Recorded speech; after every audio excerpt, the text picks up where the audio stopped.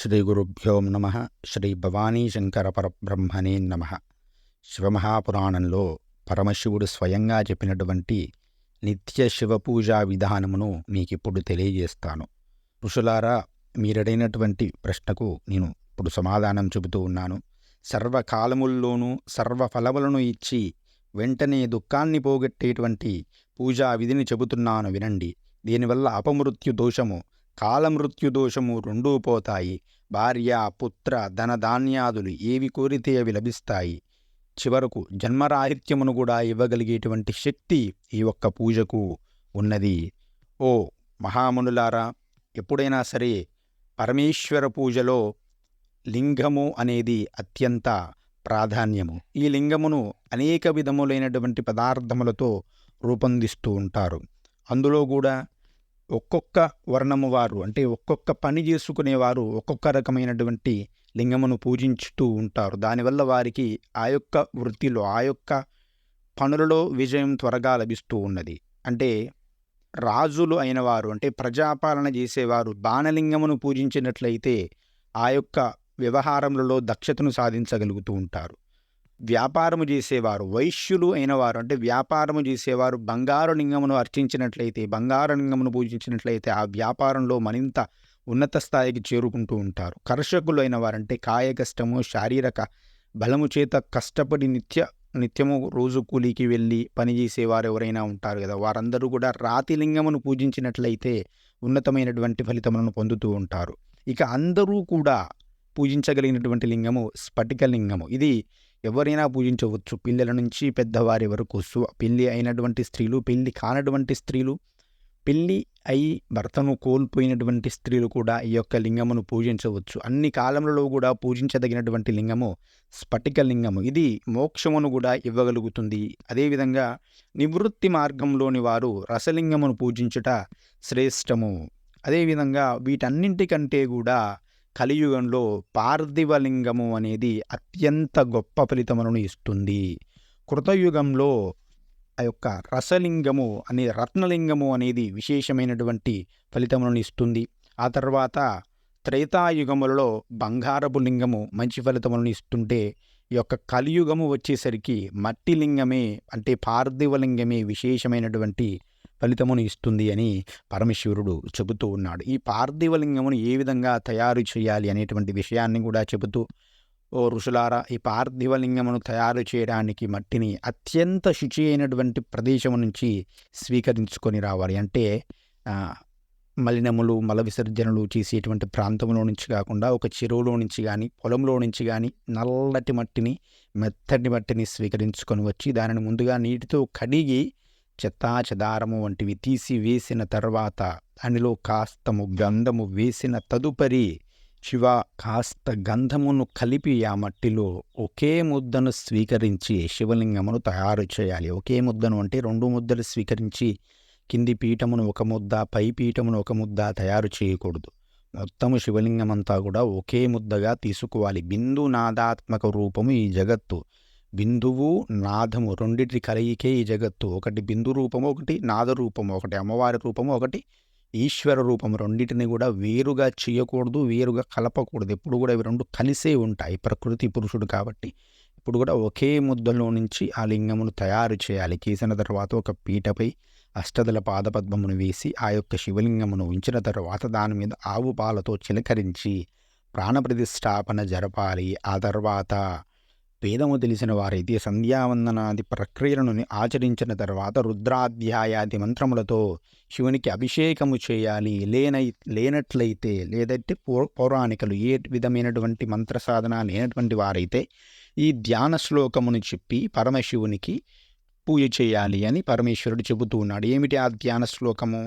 కైలాస పీఠాసనమద్య సంస్థం భక్తైస్సనందాదిభిరర్చ్యమానం భక్తార్తిదావానలమప్రమేయం ధ్యాయేదుమాలింగిత విశ్వభూషణం ధ్యాయేన్నిత్యం మహేశం రజతగిరినిభం చారుచంద్రావతంసం రత్నకల్పోజ్వలాంగం పరశు మృగవరా భీతిహస్తం ప్రసన్నం పద్మాసీనం సమంతాత్ స్థితమమరగణై వ్యాఘ్రకృత్తిం వసానం విశ్వాద్యం విశ్వబీజం నిఖిల భయహరం పంచవక్త్రం త్రినేత్రం అని ధ్యాన శ్లోకమును చెప్పిన తరువాత శ్రీ భవానీ శంకర స్వామినే నమః అస్మిన్ లింగే ఆవాహయామి అని చెప్పి అక్షతలు, తెల్లటి అక్షతలు కానీ విభూతిని కానీ చల్లాలి. మొత్తం విభూతితో కూడా పూజ చేయవచ్చు, లేదా మొత్తం అక్షతలతో కూడా పూజ చేయవచ్చు. ఎలా పూజ చేయాలి? ఆవాహయామి శ్రీ భవానీ శంకర స్వామిని నమః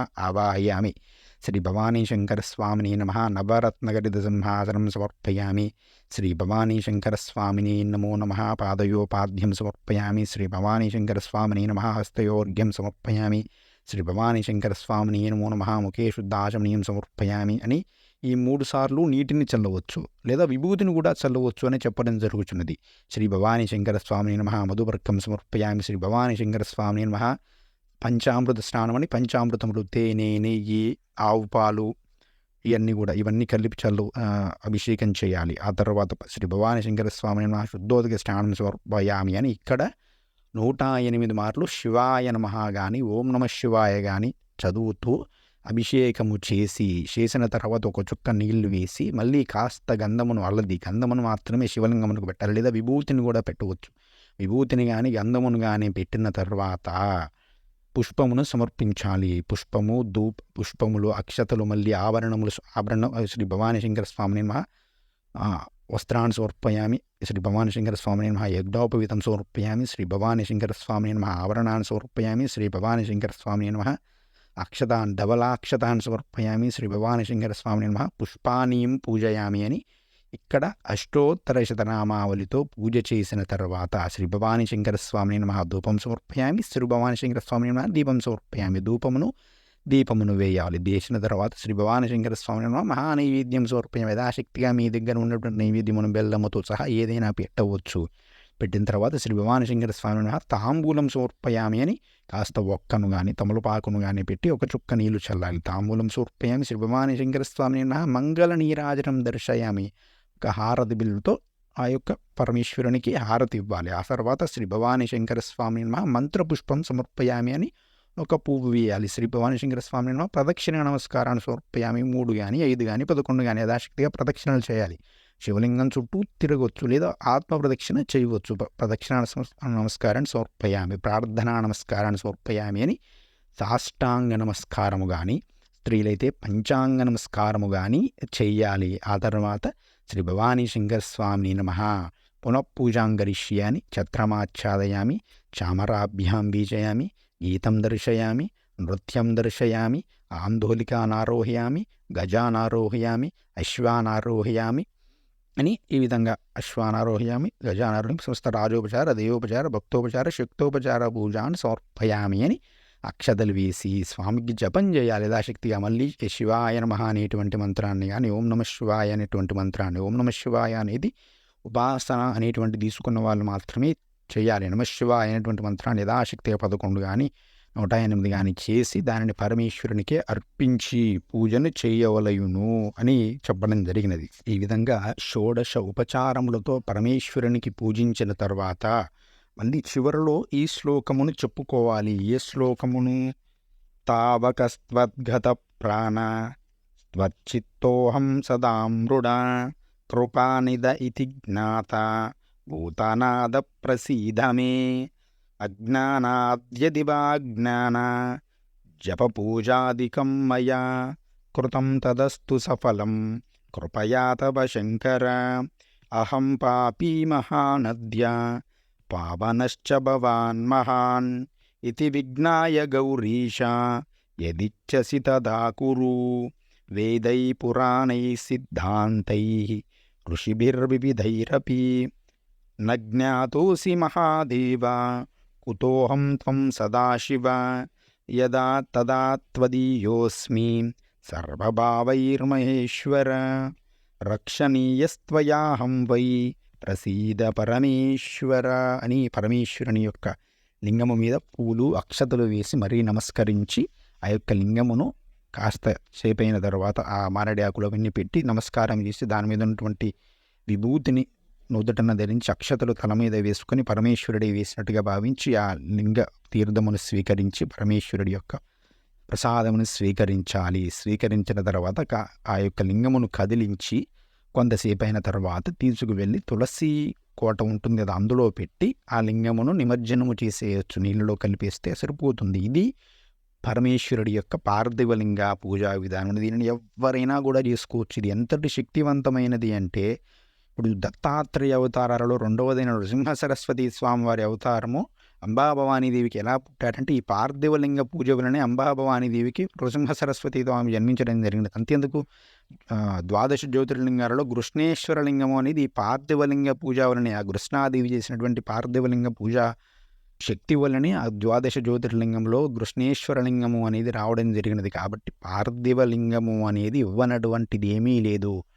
నీవు కోరిన కోరికలతో పాటు జన్మరాహిత్యమును మోక్షమును కూడా ఇవ్వగల శక్తి పార్థివలింగమునకు ఉన్నది. కాబట్టి యథాశక్తిగా ఆ విధంగా పరమేశ్వర అనుగ్రహము కోసము శివలింగమును అర్చించి పూజించి శివానుగ్రహమును పొందండి.